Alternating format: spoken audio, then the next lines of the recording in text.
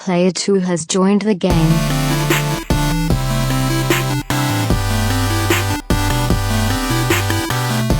Hey, yo, what's up, everybody? Welcome to episode 140 of the Two Player Co-op Podcast. As always, I'm one of your hosts here, Kevin, along with my brother from my mother, Sean. How we doing? Hot. The air appears to have rebroken itself, even though it was working yesterday in the recording studios. Wow, how many hot dogs did you eat? Is what that smells like. I smelled it, too. Holy God. It's the chicken tenders. It is, I guess. Hey, this is Two Player Co-op Podcast, where every week two brothers get together to discuss their burps and the world of video games. If you like that, make sure you go downstairs, hit the like button, hit the subscribe button, share the video with your friends and family. Seriously, though, we get together every week. We discuss, well, maybe not every week. Mostly every week. We got some travel coming up, and it's going to be tough the next couple weeks, but it's Post-E3. It's fine. Like the video, subscribe to the channel. It means a lot to us. We're trying to get to 1,000 subs this year. It really means the world to us. Even if you only listen on audio services across the multiverse, if you would go to the youtube.com/2playercoop and hit that subscribe button, it means the world to us. Also, if you like cool shirts like we have, like Hangman Page, I'm going to be rooting for Jericho just because. You can go, well, not for this shirt, but you can go to teespring.com/stores/2playercoop. Yeah, so... Last week was E3. Usually there's not a lot to talk about, so we're about to have some fun with this podcast. Why did it make that noise? Because I had a dent in it. Oh. I popped it out. Your dent. You just went. Every time. Your dentist is named Crentist. Maybe that's why he became a dentist. Real quick, before we get into all the dumb stuff and everything. Yeah, before we get to the dumb stuff. There's a report from Game Informer's Andrew Reiner, which Colin also said he's heard this as well from people after the Project Scarlett review. This is not me being a homer. Let me be very clear about that.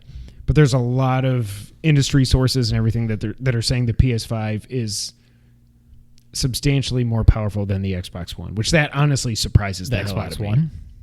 Scarlett, I would hope sorry. so. Yes. That also surprised me. But no, supposedly it's more powerful than the Scarlett. Good. As it should be. I'm happy, but like the PS4 Pro sucked compared to the One X. Oh, well, is what I'm saying. Yeah. Welcome to the Cave of Wonders. Get out. If you couldn't tell, this is going to be a fun podcast this week. So I just want to throw that out there. Very happy about that, although a little bit surprised as well. However, what? I meant to say albeit, but I said although it. Did I say? I don't know. I was just saying you're back there and you asked me how many hot dogs I had. Man. By the way, no, before we get into all the really stupid stuff, happy Father's Day, everybody. It's Father's Day. Happy Father's Day to this guy. Hey, his first Father's Day. It's the best. It is literally the best thing in the world is being a dad. It's also probably the hardest thing. That and being a husband, they're both incredibly difficult. And I'm not saying that against our wives. It's just being married is incredibly difficult, period. Being a parent is incredibly difficult, period. But I am so happy. Trade it for the world. Yeah, I'm so happy that you have a Father's Day now. And it just makes me so happy. And Kira's so cute, and just like her big old cheeks and like, and her smile is just, oh my God, it lights up the room. So yeah. All right, now the stupid stuff. I watched Batman versus Teenage Mutant Ninja Turtles last night. No, what day is it? Sunday. 2 nights ago. You have to watch this. Before you go out of town on your trip, you have to watch this movie. I freaking loved it.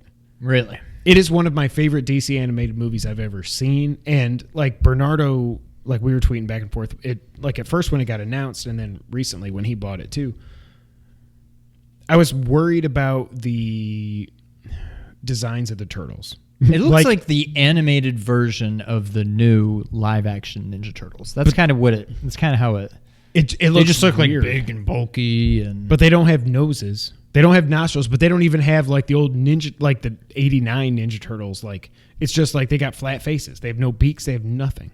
Yeah, it's weird.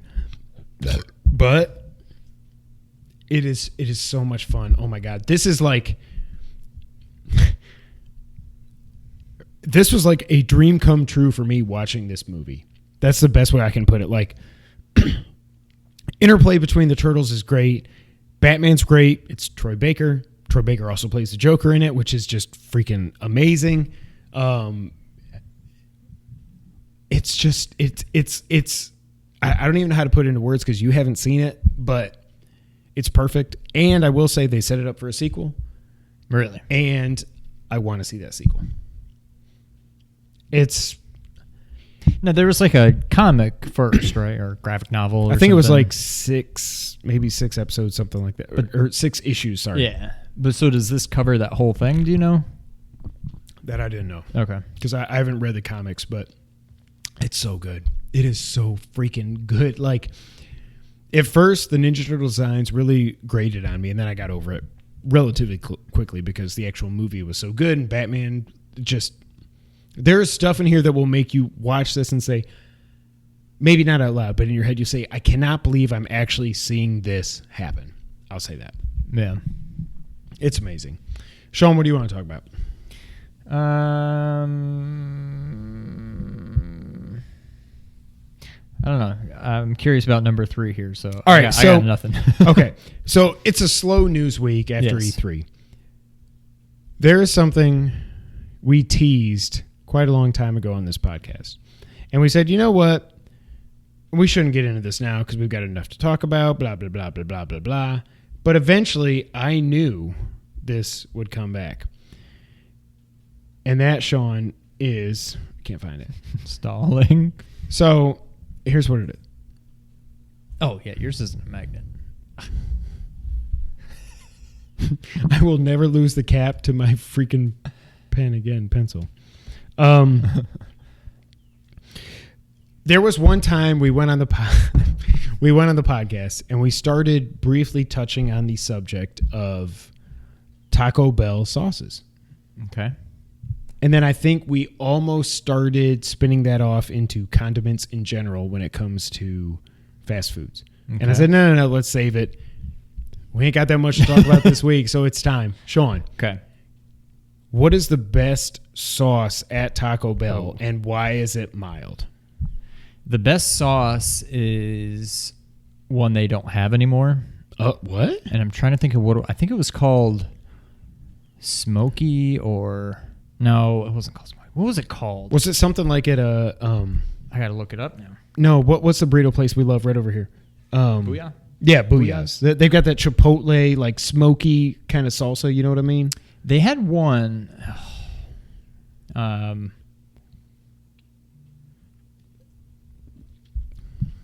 Anyways, to answer your question, the best is fire sauce of what they currently have. Okay. How do I even find this?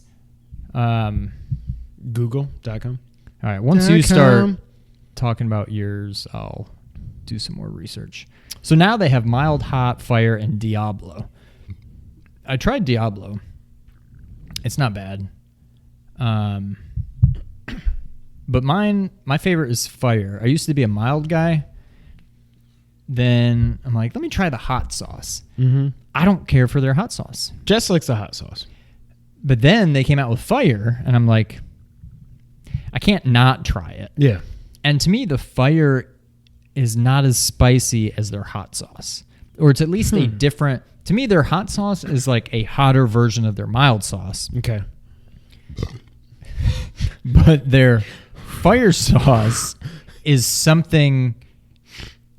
Whatever makes mild and hot, I think it's a totally different pepper or spice or whatever that they use in the fire. To me, hands down, it is fire. I'm going to let you go now while I try to figure out the name of the sauce that they don't have anymore. Mild sauce tastes the best, and I don't think there's any comparison. But now, like, it's what I've always had since I was... How old were we when we got a Taco Bell in Watertown? Was I like 8 or 9? 7, yeah, so you were like 5, 6. So, like... And again, shout out to Dad. Happy Father's Day. I still will never forget the time that I got my green burrito. It might have been a Cholito, and I'm like, I'm gonna rip this open, point it down, squeeze it so it goes onto the the paper thing, and then it goes right into my dad's shirt, sitting across the table from me. And he just stared at me, and I stared at him with my mouth agape, like, Because he was in his like nice work clothes. yes, he had like a shirt and tie on and everything. Yeah. And I think, what did he say? Did he say, do you have anything to say? Like he wasn't. There was like a little bit of a standoff for a little bit. Yeah. We stared at each other like, who's going to die first? And then I think he said something effective. Do you have anything to say? I was like, Dad, I'm so sorry. And he just shockingly said, it's fine. Let's. Right. I mean, let's it's not move like on. you. Right. I didn't go, hey, Dad. Like freaking, sorry, Oops. Dean Ambrose. I'll go back. All right. So the only thing I can find, this must be Mild sauce tastes the best. It's not the spice that I worry about. It's the taste of the mild sauce with beans and cheese and beef and chicken, anything. It is the perfect combination to where, in my mind, mild sauce is the best, bar none. This was the one. Fire roasted. Oh, I do remember that. Yeah. And that was good. And then they just got like, it was so good that I stopped getting fire sauce because it was new. I'm like, well, I got to try it. And I'm like, Right. this is my new jam. Like, this is better than fire sauce. And then they just got rid of it. So now I'm back to fire sauce. But is that the only fast food question? Are there any other great condiments? Like, Well, here we go for it. go. Chick-fil-A sauce. I was going to say Chick-fil-A sauce, I think, is kind of the OG. When it comes to fries, at least, I don't like it on anything else. I don't like it on chicken. I just like it on my fries. Oh, really? Yeah. See, I like it on the chicken and fries. One that I think goes a little under the radar that is really only good. Like, I can't think of any other uses for it outside of this establishment's menu. Well, maybe, I don't know. Say it. Arby's sauce. Yep. Nice. My man. Like, It's perfect. it's so I good. don't know It's good what on the it roast is. beef. It's good on their curly fries. Yes. But, like, I don't know what else I would ever put it on. I don't know that I'd put it on, like, chicken. What would you call it? Is it a barbecue sauce? It's like a thinner. It's like thin. Yeah, it's definitely not thick. Maybe Yeah. tangy. It's like a tangy barbecue sauce or Say it something. again. Tangy. I love me some Arby's sauce. I love Arby's sauce. I Now, love Arby's roast another beef thing that's good there, with Arby's sauce. No cheese needed. which I just recently found out this was its own thing. I guess, and I always assumed it was just Arby's sauce, and it's not. Mm-hmm. And maybe it's on other things, but when you get a beef and cheddar, there's some kind of red sauce they put on it. Really? Along with the cheese That's sauce. not Arby's sauce? It is not. It really doesn't taste like Arby's sauce, but in my mind, I just always assumed that's what it was. But I was looking up like calorie information, which you should never do when it comes to Arby's. Or anything. But like it shows like every ingredient on it. Yeah. And I think they call it a red ranch sauce or something. It does not, to me, there's nothing ranch about it, but that's Ranch. also very good. And I don't think they have it on any other sandwiches. You can't get it. Like, I think it's on that sandwich and that's it. But another one, since all these things keep popping into my head, I think they call it creamy jalapeno sauce. The sauce that they put on like a quesadilla at Taco Bell. I'm back to Taco Bell. Like on the not chicken Arby's anymore. quesadilla? Yeah. Whatever the chicken quesadilla sauce is fantastic. That- Wait, have you gotten that on other things? No, I'm so but I proud. used to ask for a side of it Yeah. to dip my chicken quesadilla into. And then that became a bit too much because usually when I would ask for it, I always got the feeling like I was the only person that had ever You asked for definitely that. were, yeah. So I just stopped doing it because I always got like weird looks and they'd ask like what I was talking about. Another thing that's really good, sticking with Taco Bell, is some kind of like a ranch. The stuff they put on a cheesy gordita crunch, that white sauce. Oh I haven't man, had it. My mind's going a mile a minute now. The only thing I can think of is the Baja Gordita, which they don't have anymore. Is the Baja sauce was amazing. Yeah.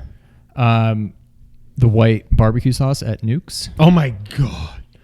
Very good. The only problem is they never put. Sorry for your ears, I hit the microphone. They never put enough on there, so I always have to go back up and say, "Can I get a side?" Because like Oh, your chicken really? is so overcooked that it's like dry, and if you don't give me enough white barbecue sauce on there, Barbecue white sauce on barbecue there. sauce on there, it's just not going to work for me.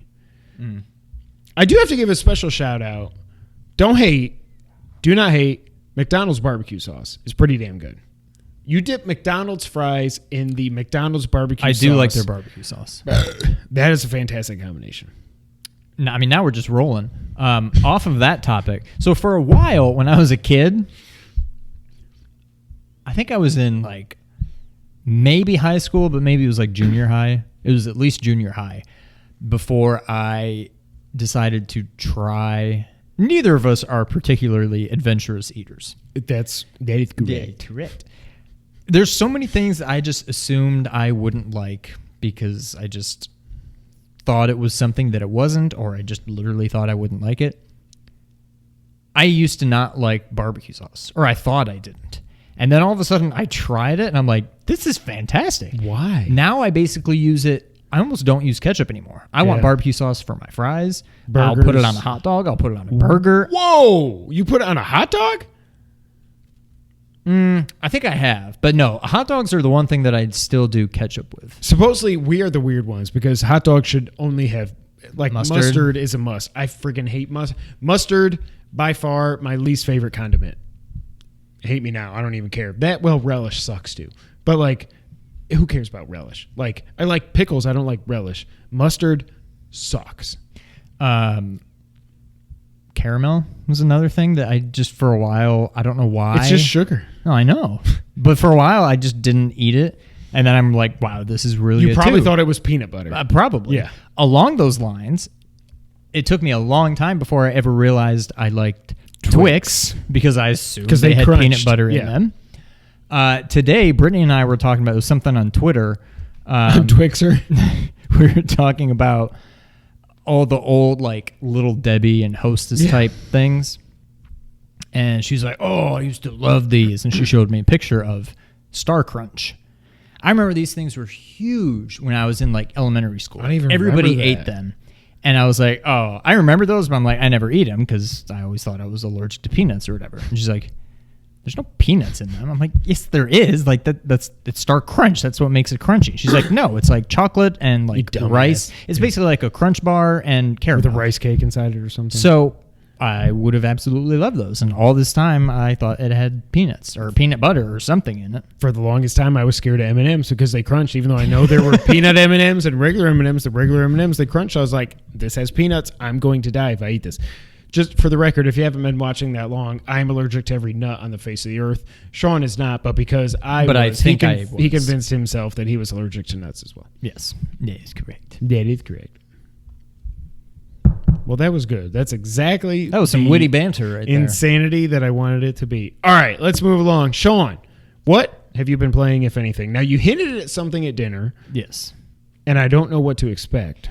So I started, this isn't it, but I'll start with this. This morning when I woke up, the moment I put on I was about to start singing that, and I couldn't remember the words. Prayer for you. That was the pause there. 'Cause I'm like, how does this go? I fired up just kind of to try it out. Borderlands 2. PS Plus. Okay. It's fun. It's basically exactly how I remember Borderlands being. Okay. I didn't get too far, but it's fun. The only thing I don't like about it, and I'm sure this is something that changes as you either level up or get better guns, this rifle I have sucks. Like, I see a guy, he's not terribly far away. Like, he's taken up, like, I can see his face, his arms, his leg. Right. Like, he's not way off in the distance. And I'm targeting, I got him dead to rights, and I'm like, and I hit him with probably 2 out of like 50 bullets. Like, they're just going everywhere. And it's not my aiming. It's just, I don't know if it's... Is it recoil on the gun or something? Or no, is it just bad I was staying gameplay? like right on it, and it was just... And it was like... So it's a crappy gun. Maybe. And maybe it's a crappy gun, or maybe I just need to level up my aim or something. I don't know. But that was kind of driving me nuts. But I actually kind of had a lot of fun with it. It's something that... It's not like I'm like, I can't wait to get into it and play again. Yeah. But it's the kind of thing to where I'm just like... I don't really know. I'm bored. I kind of want to play something. I don't really have anything to play, which is going to change shortly. Maybe I'll fire it back up and play a little bit. But after I was done with that, I fired up again just because I was looking for something to play and had a little time to kill. I fired up Chasm. And this game, okay. And I want to. That's basically so freaking weird. There's been something gnawing at me saying play this game. I don't know why. I think because I've seen Colin and I think it was Damon, somebody, or maybe it was Schreier. Somebody else was tweeting in the last month about Time Splitter, that Metroidvania game that Colin loved last year. And the art style and stuff kind of reminds me of Chasm. There's something about it that made me want to go back and play that game. So that's crazy. It's just so good. Like I didn't want to start a new game because I know it takes a little bit to get. I just kind of wanted to get so you didn't start a new save. No. Okay. But I kind of want to. But this is another one of those things that you got Bloodstained in 3 days, 2 days. Yeah. Like if I had it on Switch, I would see taking it on my trip and starting it over. But I don't know when I'm going to, but I definitely got the itch to kind of start that over. I loaded up my save that was at the end of the game. Basically went through the last like lava area again and beat it. I beat the final boss and whatever, but that game's great. It's so good. And it's so like Bernardo now playing Hollow Knight kind of makes me want to dive back into that, but that is like it stresses me out just thinking about starting that game over. Like Hollow Knight it's or Chasm? Big Hollow Knight. Yeah. Chasm does not at all. You can stress beat me it in out. 10 hours. Like, yeah. It seems like something I could just pick up and play. Like, I think I'm going to, by the end of the summer, I will have played through that game again, I think. But definitely got the itch. It's bad timing now because I'm about to go away for a couple weeks. So it won't happen anytime soon. But I think I'll be playing through that game in the near future. I think that's it, though. I think that's all I've played. Okay. That's all I got.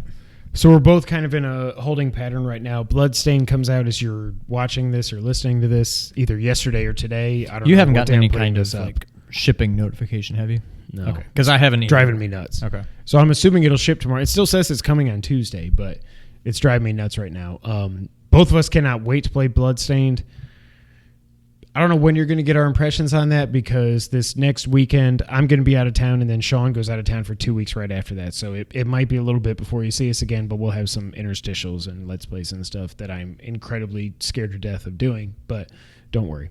So it's one of those things where it's like, I don't know what to play. I want to play something, but everything is so big. Like I don't want to like, I just beat God of War. I don't want to like start Horizon or anything like that again.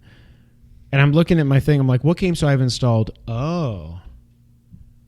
I'm going to go back and play some Street Fighter 30th Anniversary Collection. And I must say, the kids still got it. So I played it. We're recording this Sunday night. Like I said, it's Father's Day. Saturday, yesterday, which is the day before the Sunday. The Sunday. Day after Friday. Yes. Like 8 days before Sunday as well. I played it in the afternoon when Eliza was napping and Jess was like showering and getting ready because we were going to go out to dinner and stuff. And I'm playing it. I'm like, man, I'm not good. Like I lost like, first off, it takes forever because all I want to do is play online. So what were you playing? Super Turbo? 2 and Super Turbo. Going back and forth. But it takes forever to find somebody to play with on a Saturday afternoon. I was like, man, I played maybe 4 or 5 fights. I probably won 2 between the 2 games. I don't remember what it was, but I said I'm just going to go back. Like obviously I'm rusty. I haven't played Street Fighter probably since we did our last stream at Extra Life. So I'm going to go back and so I played a little bit of Champion Edition, a little bit of Turbo, a little bit of Alpha 3. I'm getting the feel for it and everything. I was like, okay, that's good. We got to go to dinner. Today, Father's Day. It's my day because I'm a father. Liza's asleep. Jess is taking a nap. The boys are watching Man of Steel. Shout out to my boys. I'm very proud of that. They were like randomly like, Nick was like, Casey, do you want to watch Superman, like Man of Steel? Yes, me too. I was like, I love you guys. Oh, it's so good. I fired it up. Apparently, a lot more people play Street Fighter 30th Anniversary Collection on a Sunday than they do a Saturday. Okay. So I start, again, it still takes forever to find a match. I start on 2 Turbo. I'm like, whatever. I'm just going to do my old reliable, whatever. I'm sitting there forever. I'm like checking Twitter and stuff, taking forever to find a match. What I found with Street Fighter 30th Anniversary Collection, no matter what game you play, you either match up with somebody that has like 0 wins or 5 million wins. And because how many do you have?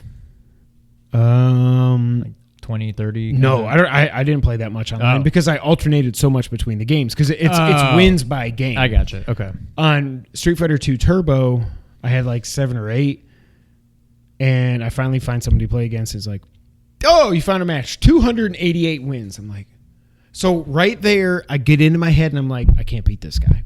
Doesn't matter who he is. I pick Ryu. He picks Sagat. And I'm like, okay, I know how to fight Sagat. Like, that's one of those things that's ingrained. Like, if you've ever, like, you know how to play, how you fight Sagat. Like, this dude played Sagat like the computer does. And I was like, tiger, tiger, tiger, tiger. I'm like, okay, block, jump. And I'm like, I beat him 3 times in a row. This dude with 288 wins. Feeling great. Then go back out, go back in. Somebody else comes up, 428 wins. I'm like, okay, 428 wins. And I'm sitting here on like 10 or 12, whatever it was on 2 Turbo. I don't know what it is. And I beat him too. He was Guile. We went like one. I beat him, he beat me, and then that was it. So we went 1-1 against each other. But like, I was super proud of myself. And I was like, okay. Super Turbo proud of yourself? No. Then I went to Super Turbo, and I was super turbo proud of myself because somehow this guy won 15 fights in a row online today. Wow. I went from 4 to like getting my yellow belt and going up to whatever 4 plus 19 wins. Like, so proud of myself. This one guy just, it's like there's clearly nobody playing this game. So I kept matching up with this guy. Like, I started out with 4 wins. He had like 4 or 5, whatever it was. But like, he could not beat me. He couldn't beat me. And I just wrecked him. I wrecked him 12 out of the 15 times. Ryu or Ken, going back and forth. But I did realize, again, I definitely like I just play so much better with Ryu. I don't know if it's mental or what, but I play so much better with Ryu than I do Ken. I got 12 of my 15 wins against him. The other 3, if you do not have at least good internet connection, you should not be allowed to play online games, period. These other 3 games I played, I won them all. 2 against some dude playing Cammy, one against a guy playing, I can't remember who he was. It might have been Sagat as well, but like, you can't play Street Fighter online with incredible lag or any lag to begin with. It's like, I'm like, what the hell is that? I won all of them, and then finally I went online. After I won 15 in a row, I lost. And I said, okay, I'm done. I'm getting ready for dinner. But I had a lot of fun with it. Like, I love Street Fighter 2 so much. I played Alpha a couple times online. I didn't even try Street Fighter 3 because I just have no knowledge of what I'm doing. Even Alpha 3, I'm like, I don't know what I'm doing on that either. It feels like the air might have just come on. I felt something. But I had a lot of fun with it. But I'm so excited for Bloodstain to come out here in a couple days. Yeah. I cannot wait. That's got a lot of hype to live up to, but I'm not expecting it to be better than Symphony of the Night. No. But like, if it's as good as, not that it's a bad game, but if it's as good as Chasm, yeah, I mean, that's a win for me. If it's better than Chasm or The Messenger, yeah, okay, you did it, Iga. Good for you. I can't wait. I'm interested to see how long that game is. Cadence of Hyrule's supposedly about 4 hours long. However, what does length really mean in this game? Because the whole point of it is you beat it, and then you unlock more options, and then you can play through it again and again and again. It's all random, procedurally generated and all that. I'm like, after you beat it the first time, you can turn off. I think there's a setting to where you don't even need to do it in time with the beat. I'm like, okay, so it's just a Zelda game then? That's what I want to do. Can I do that from the beginning? No? Okay. Yeah. But so we got Bloodstain on Tuesday, and then 10 days after that, Super Mario Maker 2. God almighty, I cannot wait for that freaking game. I cannot wait. Yeah. I watch a lot of like Mario Maker videos on YouTube just when I'm bored. Yeah. Just like, whatever, let me load some up. And I should have been making actual notes, and I haven't, but like mental notes of like, ooh, I bet I could do something similar to that, but instead of this, I could do that. Like interesting ways to kind of make things. Oh, I'm going to have so much fun with that game. I'm still a little not concerned, but I mean, the Wii U is the perfect system for that. Yeah. And the 3DSs too. Yeah. Honestly. I'm interested to see how it works on the Switch where... I mean, I guess if you're playing handheld, it's not that bad. I feel like I'm going to wish I had a stylus. Yeah. But... I feel like... Can I use this? Would I be able to just... No. No? Because that's only compatible with this. You have to use your finger. But, I mean... That's the only thing I'm a little worried about. But I think that, I mean, the touchscreen, like if you take an iPhone or an iPad and you touch what you want to touch that on the screen. Yeah, you know what I mean? True. Hot dogs. I think I'm going to do most of my creating in handheld mode. Yeah. Just because. Like, our plan, I'll just say it right now, our plan is for once Sean gets back in town, we're both getting the game. We're both going to create levels for each other, and we're going to have some fun Let's Plays off of that. Fly Pelican. There's you can do Cat Bowser. I saw a Cat Bowser in a Super Mario 3D World thing. I'm like, I don't know that I'm going to mess with 3D World too much. I like 3. To me, World is perfect. Yeah. Yeah. I'll probably do mostly World and New. I can't wait. Oh, I can't wait. So yeah. Sean, what to get in the news of the week? Sure. New challengers approach. All right, so again, it's the week after E3. There's not a lot to talk about, but let's talk about some of the biggest games coming out of E3. Avengers, there was a bunch of interviews going around and gameplay impressions and all that stuff, so let's run through this, and then I want to get your thoughts on it, Sean. The game is officially not open world. There are different kinds of regions where you can go from place to place. They're basically saying like it's a linear game, which honestly I like. I'm overworlded. No, open worlded out. Yeah. Like that's why God of War was so good. Like I just mainlined God of War in probably 15 hours when I beat it on New Game Plus. You know what I mean? Like perfect length, that's fine. I platinumed it in 45 hours. That was fine too. But like if you just want to go through a story, you should be able to do that. I'm fine with that. So the gameplay, nobody got to play the game, but they got to see an extended gameplay demo behind closed doors of what we saw in the trailer. Let me run through that for you. So it all happens on this A-Day thing, which is on the Golden Gate Bridge when they're getting attacked by who's it's and what's it's. I don't know who's attacking them. I don't think we know that, correct? It's just a bunch of bad guys. No, but there are who's it's and what's it's galore. Yeah. What's that from? Little Mermaid. Yeah, okay. I've got who's it's and what's it's galore. Wow. You want think about? I got plenty. I got 20. Something I got plenty though. She says plenty. Maybe it is plenty. Up to the sun, up where they stay all day in the sun, wandering free. Wish I could be part of that not open world. Okay. Thor plays like Kratos. He has super moves, but what I've heard, the gameplay is, quote, boring pre-Ragnarok Thor. Yeah. That's judging by the way his character model looks in this, he looks like boring pre-Ragnarok Thor. He looks like, yeah. Also, like as cool as it was like Kratos, because I just played through this game again, you throw the axe, it comes back to you. Nothing is like pre-canned. Like you can throw the axe, you can go like I don't even like to up to the mountaintop from Kratos' house, and then finally be like, okay, I guess I need the axe now. Boom. And it's like Endgame, and bam, it comes back to you. It's not this. Everything seems like it's so like the animations are pre-canned. I am so well. We'll get to it here. Then it switches to Iron Man, and he's flying over the Golden Gate Bridge, and it's an on-rail section. It feels like an on-rail shooter. Yeah. He feels the most restricted out of all 5 heroes that you can play as. Hulk then jumps out of a jet and beats up a bunch of people. He can run on walls.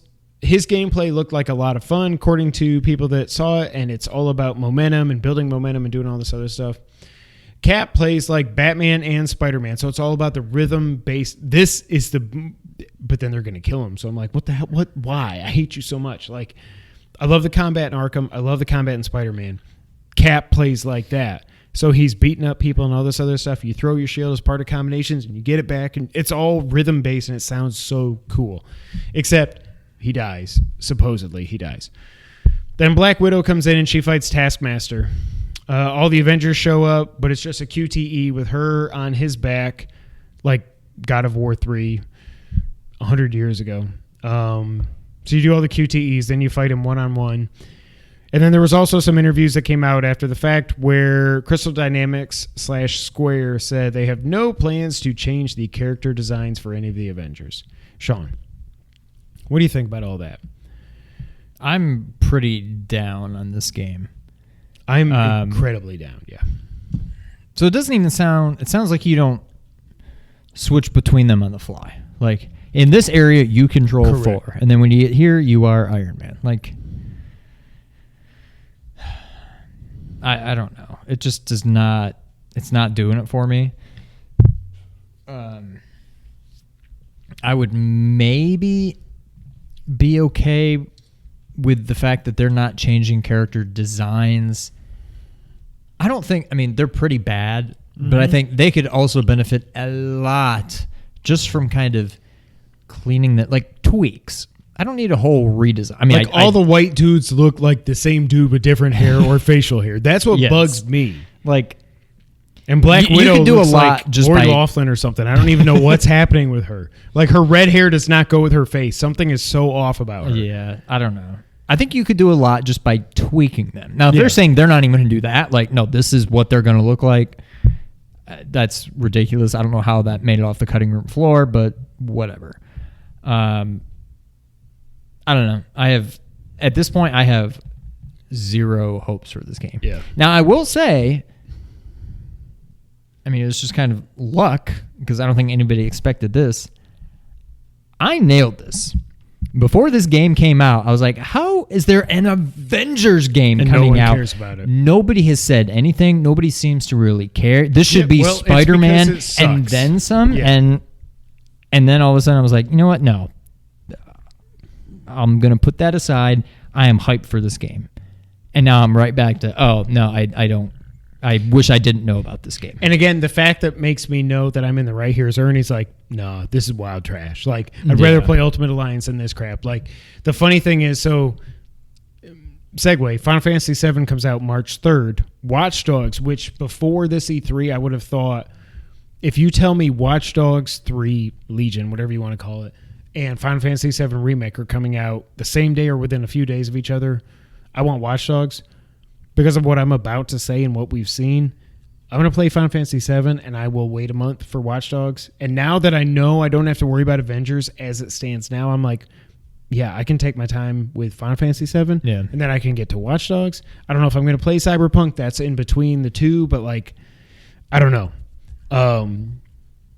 I cannot believe how down on this Avengers game I am, and this is not because I'm a Marvel hater or anything like that. DC No, I fanboy. mean, This is because like if you've listened to anything we've said about Marvel movies over the last few months,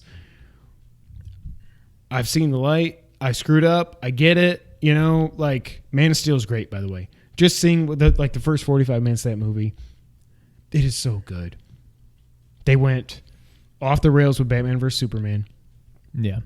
You know, like, no, you were just whatever the hell you were planning after Man of Steel. It wasn't Batman versus Superman. You did that because everybody's like, I destroyed Metropolis and the people died. You gotta eat the jello and the pudding. Like, why? The retcon was cool that Bruce was there. And again, even when the boys watched Batman versus Superman on Saturday randomly. They want to put it on. They didn't watch the Ultimate Cut, so they watched it. I forgot that the desert scene, there's no fire. There's no nothing. So you're going to pin, in the theatrical cut of this movie, you're thinking that Lex Luthor, as Affleck calls him, Lex Luthor's bad guys are pinning this on Superman from Bullet? Like, Superman came down with all his superpowers and was like... like, you don't show anybody get set on fire. That's all in the Ultimate Cut. The setting them on fire, heat vision, all this other stuff. So you're trying to convince people that he came down. The lady in the courtroom says he rained fire, but we never see that. But the whole thing is about Lois and this stupid bullet in her journal. Okay. Then you go back to Cavill is in his apartment watching that news story, and I'm like, oh man, that's so weird. And in the theatrical cut, it's like, oh, The Bat Brand. it's a death sentence for the poor criminals. And then in the like, why is Superman watching a news report about the Batman, who he hasn't said one word about up to this point? In the Ultimate Cut, that's talking about it's talking about the hearing in Washington and all this other stuff. Not only that, when it gets to the hearing in Washington, what? You haven't the pudding. You went from Your impression's kind of all over the place. so, but then wait, It's so hot out here. but wait, then wait till we play Lost Levels. But wait, then when you get to the courtroom scene, I did not remember this in the theatrical cut. She spins around Granny's peach tea and she's like, huh? Lex Luthor's not here. Let me look over the wheelchair. And Clark's like, huh? Wha-bam! It explodes. Everything explodes. They go back to Kal-El, Clark, and they're going,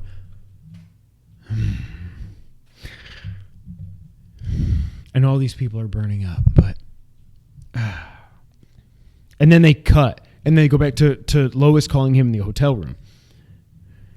The ultimate cut is where you actually see him outside bringing somebody from the rubble, like floating down, bringing them, and then he looks at Lois and he's like, I don't know what's going on, I gotta leave. Like, at least they showed that in the ultimate cut. In the actual theatrical cut, Superman's just like, well, shoot, all those people died. I guess I can't save anybody. Doesn't try, doesn't do anything. So now I understand people that have only seen the theatrical cut of Batman vs Superman. Yeah. I understand why you're pissed at it. I'm not saying it gets that much better in the ultimate cut, but everything makes much more sense. It's still too long. It's too drawn out. But the Batman versus Superman fight is. How did we get here? Oh, because you were saying you're not a Marvel hater. Oh yeah. I mean, you are, but that's not why. No, I'm not. I haven't been for a little bit. Well, yeah. So, anyways, want to move on? Yeah. Final Fantasy VII. So the producer, I'm not going to say his name because I didn't write it down. Each game will, quote, have a volume of content comparable to a standalone Final Fantasy game. He also said that, quote, due to the work already done on the first game, we anticipate development of the second game to be more efficient.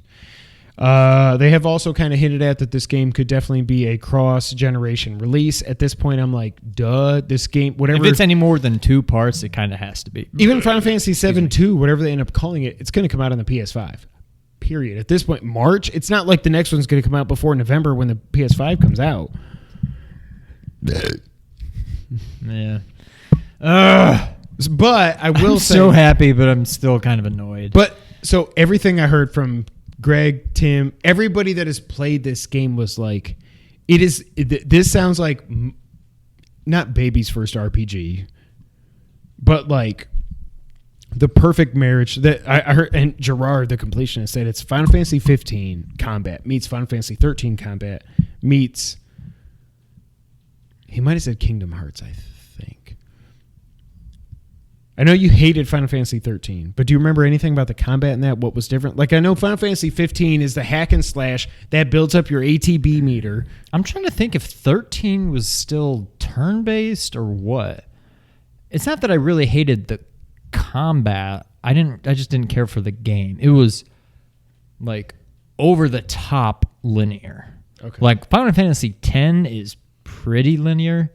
I remember 13 being just like very linear. Like you get through a part and you're done. You can't go back. Now I think later That's in the weird. game you can, but it's like once you're past here, like no, you can't go back. This is where you are now. You're here, and maybe at the end of the game you get like an airship or something. Yeah. You can go back. I don't know, but all I remember is there's these paradigm shifts that you could do in 13 as part of the battle where you change. I don't even remember what that means, but like, Is that something like this whole slow down time thing? In Final no, Fantasy it was 7? like you change your.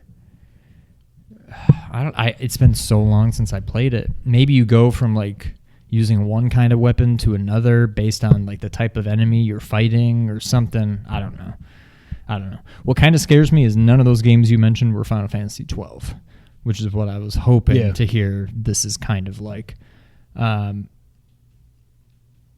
I mean, even Kingdom Hearts, that's to me, 15 was kind of like Kingdom Hearts anyway. But I don't know. I don't have any real concerns about this game. I mean, it's going to be awesome. The thing I liked about this, about the ATB stuff, is once you build up your meter, once you hit that button for whatever it does to put you into the ATB, like tough guy. Once you go into Matrix mode, it's like there's no time limit too. Like that whole, when they went into the mode in the demos we saw at E3, and it's like panning around cloud and stuff. That's not just for that's how it is. Like you can like, okay, all right, I've got these 4 guys attacking me or whatever, and I got the Scorpion Guard over here. How do I want to plan this out? Yeah. Like, it sounds like my kind of turn-based battle, which isn't turn-based at all. But it's, right. You know what I mean? It's like, it's Kingdom Hearts, Zelda, whatever, to get your ATB gauge up. And then once you activate it, you can switch characters. You can do whatever. You can plan everything out. And it seems like, I'm so excited for this game. Yeah. The cynic in me isn't coming through at all for this game. Maybe that'll come back to bite me in the butt. I don't know. Everything I've heard about this, with only playing 20 minutes of Final Fantasy VII in my entire life, maybe 30 or 40, like, I am so excited to finally, even though it's only, and that's the other. So they said they're going to expand on the citizens of Midgar, I think is what the quote was. Yeah. To turn this game, this part 1, episode 1, whatever you want to call it, it's coming on 2 50 gig Blu-ray discs. What the hell? Breath of the Wild was 13 gigs. What are they doing? Yeah. The only thing I can think of is there's so much audio, and they're sending it out of the gate with like 5 or 6 different language support. What I've heard from other people is that the banter between the party members is really good, which makes me happy as well. So I'm sure there's a lot of dialogue, which means a lot of recorded dialogue, which has to get translated in all these different languages. I don't know, but how is Midgar 5 hours in quotes of the original game translating to 2 freaking Blu-ray discs? I just hope that it is 2 Blu-ray discs, even if it is a lot of audio. I mean, when they say it's the equivalent of a full-fledged Final Fantasy game, there's a lot of Fs. I hope it is not just a full Final Fantasy game in terms of length, and they get it there with just a bunch of cutscenes. Yeah, like,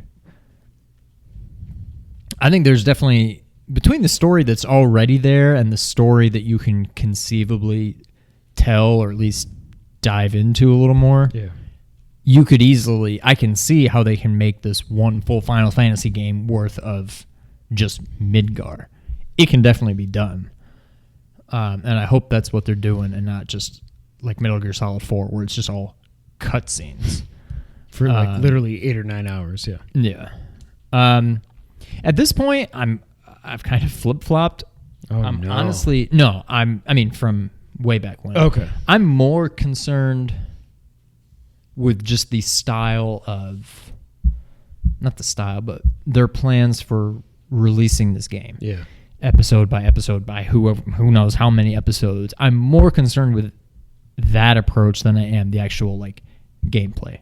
I'm past the point, like, I think the gameplay looks great. I think it's going to work. I'm really not worried about that at all. I can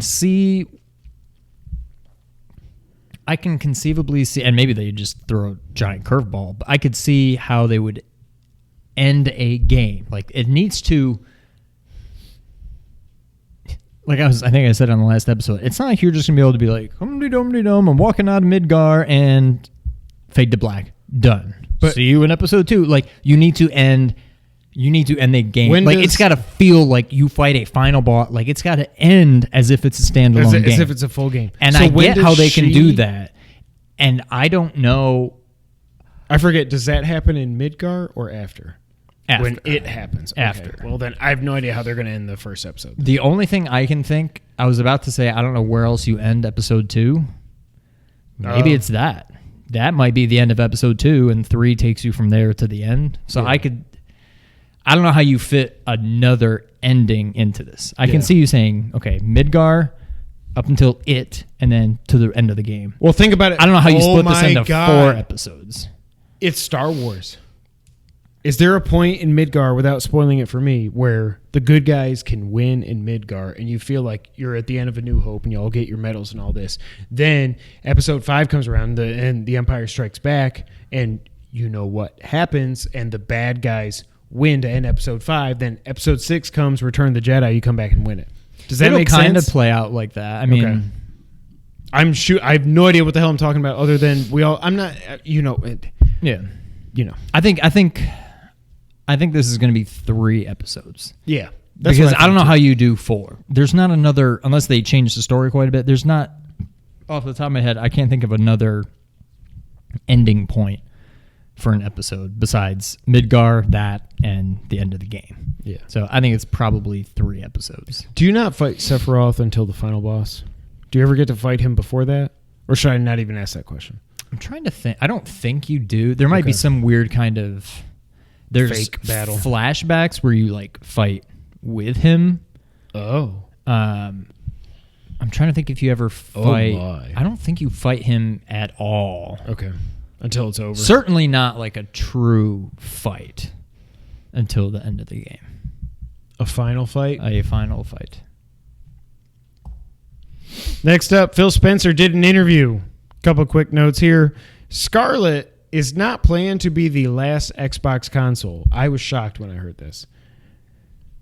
I don't know that I believe it. I don't either, but like it's all the wording like not planned to be. Right. Maybe they realize 5 years from now cloud is the future, the infrastructure's here, whatever, blah blah blah. Also speaking of cloud, bless you. Even if it was planned to be the last console, you can't say that. You can't be like, "Yep, this is going to be our last Xbox ever." Like I don't believe that for a second. Yeah. Also, he said in these interviews that Project xCloud aims to complement consoles, not to replace them, which I think was very clear by the little bit of information they gave about Project Scarlett. Clearly, they're not abandoning typical video game hardware for the cloud. Like, they didn't mention cloud at all when they were discussing Scarlett. So I think it's very interesting. I still don't know how the whole use your console as the cloud. Like, no, you're just talking remote play. Right. I don't know why more people aren't calling them on their BS with that. I think that's insane. So I hope it's not this. I hope we get one more round of consoles, but I mean, I'll be almost 50 by the time the next ones come out. So who knows? All right, Sean. Woodland won. Yeah, I saw that. I could, yeah. By 3. Time for the wrap up. Sean, The Last of Us 2 may be coming in February. Are you kidding me? This piqued my interest. Like, little things can pique me. So Ashley Johnson was on some radio interview somewhere, and they were talking to her about The Last of Us Part 2, blah, blah, blah. She plays Ellie. She was in Growing Pains, right?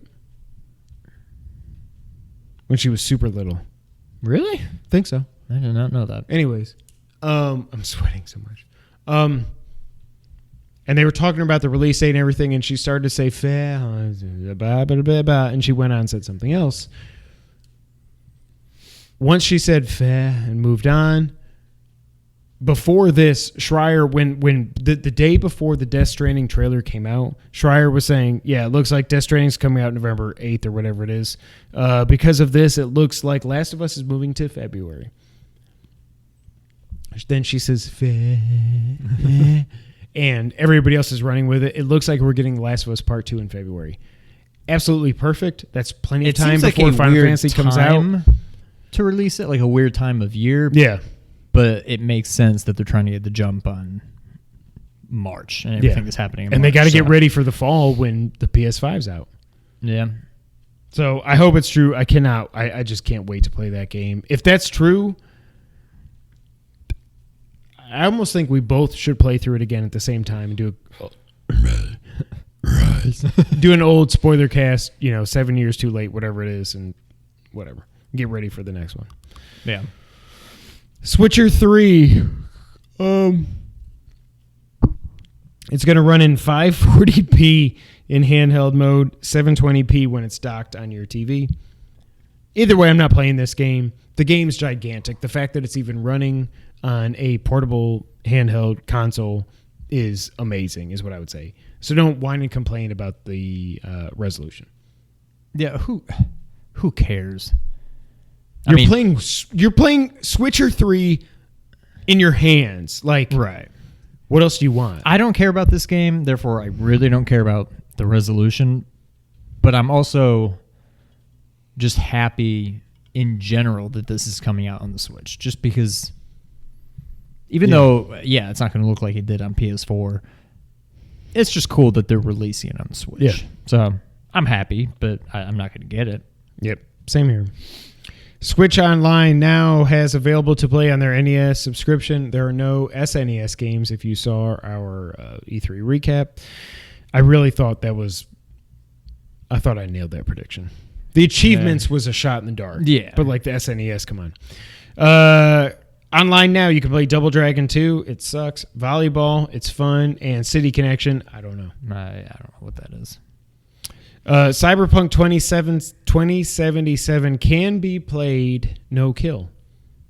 Big Boss in the Cave of Wonders. So you can play, if you want to play through no kill, you can do that. Everything I've seen from this game, I don't know how that's possible. It's like they love just cutting limbs off and everything. But you can play through no kill if you want to. And finally, Arcade 1-Up, which is way smaller than I realized it was until I actually saw them in person. They announced a new group of smaller scale arcade cabinets joining their lineup, including a Star Wars cabinet with the original arcade versions of Star Wars, Empire Strikes Back, and Return of the Jedi. What the hell are they? Do you have any idea what that is? I don't remember those ever. The only Star Wars games I remember being Star Wars the arcades. arcade. Yeah. Yeah. I don't know what these are.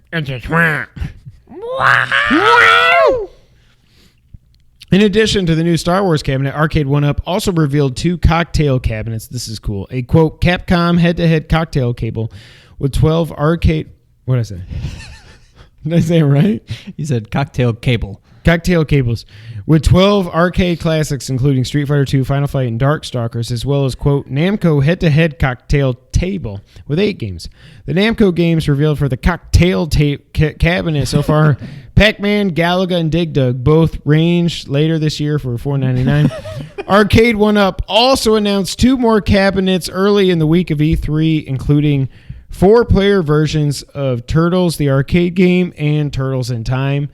If these were life-size, your boy might be trying to find a way to swing this. Like, if you can buy 2 WWE belts, I can buy one of these bad boys.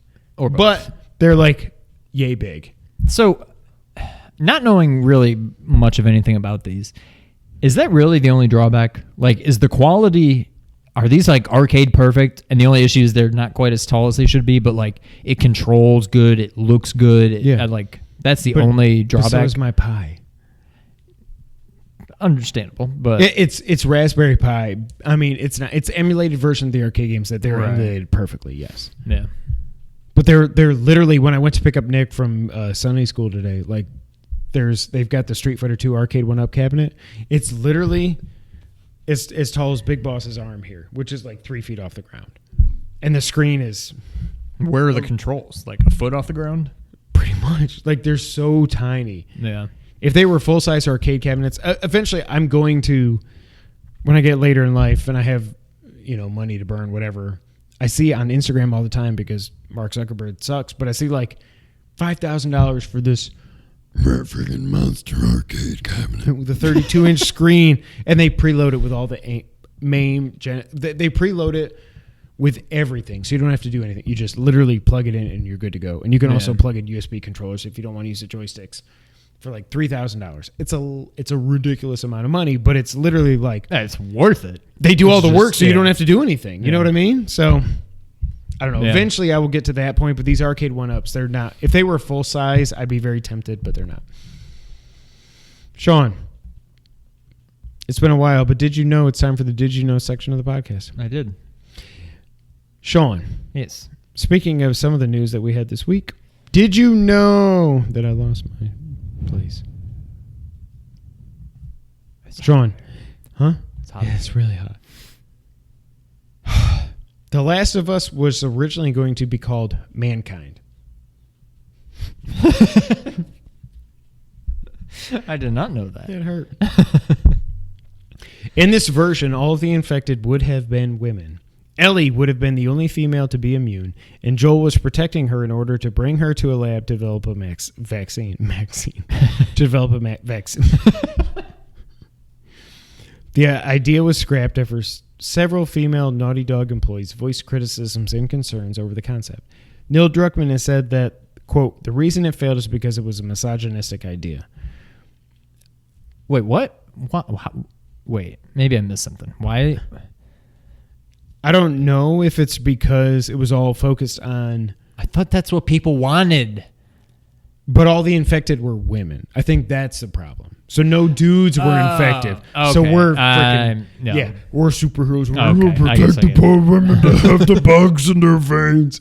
So I kind of get it. But like, Yeah. the bones of the story was what made it into, spoiler alert, The Last of Us. So... Yeah.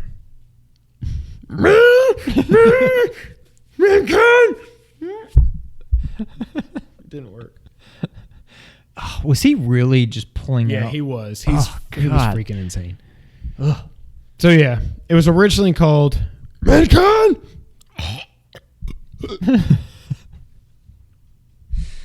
I dig the name. I mean, WWE aside, like, Yeah. I mean, it's kind of a cool. I don't know. Again, it's pretty similar to the end And concept it's that the game turned out I to mean, be. is it mankind? Probably. And- The Humans are gonna protect the womankind. I don't know. Whatever. Ow. That's it, ladies and gentlemen. This has been episode 140. I told you we'd be in and out quickly. That's what she said. If you like what you see here, you can go to nerd901.com and get more of that over there for all the things that are nerdy in the thing. You can find us on Twitter. I'm at KevinWhite24. He's at Real Sean White. Together, we're at 2player _ co-op. You can find us on youtube.com/2player co-op. Make sure if you're listening on audio services around the multiverse, you go over there and you click the subscribe button. It means a lot to us. If you do like audio, and I know Sean does, I love audio. you can find us on Apple Podcasts, SoundCloud, Google, Spotify, Stitcher, and other audio services around the multiverse.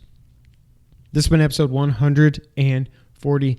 Thank you guys so much for being here. Again, we may be gone for a couple of weeks. I don't know what's going to happen. I mean, that was really dramatic.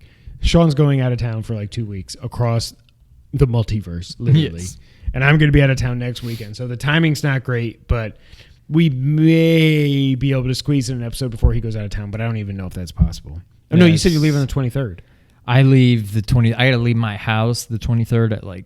I get 4 back in on the 24th. Oh, well, then. So then that's it. All right. We'll see you in a few weeks. We'll see you in a few weeks. We'll get some Let's Plays. Maybe I'll get the boys to record some Terraria. They want to record Terraria so bad and play that on here. So I may let them do that. Yeah. It gives us some content. Yeah, we'll get some Let's Plays going up and stuff. We're 10 episodes away from 150. The plan is in 2.5 months to live stream that. It's been a while since we did that with y'all. It's been since episode 100, which at this point was like 1.5 years ago because we took not a year off, but I mean, we were, yeah. So that's coming. Big things are popping. Little things stopping. Not stopping anymore. We got some. God We got some almighty, stuff help her. coming up too. Some possible. Oh man, Some new ventures. We should have teased this at the beginning. Well, for anybody watching on YouTube, I would say there's at least a hint of what this new venture might be That's a cool shirt. you in this window that I'm not anywhere near outlining, but in this window, this viewing, I can't talk. I don't even know what I'm trying to say. This video, what you can see in this video right now, there is a clue out there. got. So We're starting a New York Giants podcast. Yep. No. If I were to buy a belt right now, it's almost like if I couldn't find the WCW US belt, I want the AEW belt. It's so That's pretty. an odd thing to talk about. I know, it's weird. I don't know why you're talking about that, Kevin. But hey, stay tuned. Big things are popping. Little things ain't going to stopping us. But until that time, Sean, go ahead and take us out. Thank you for playing.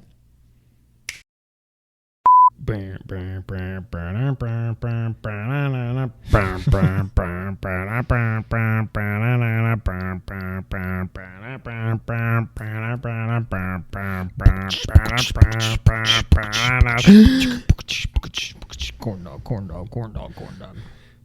Was Ruxin high? He was on painkillers. It was Oh, when he okay.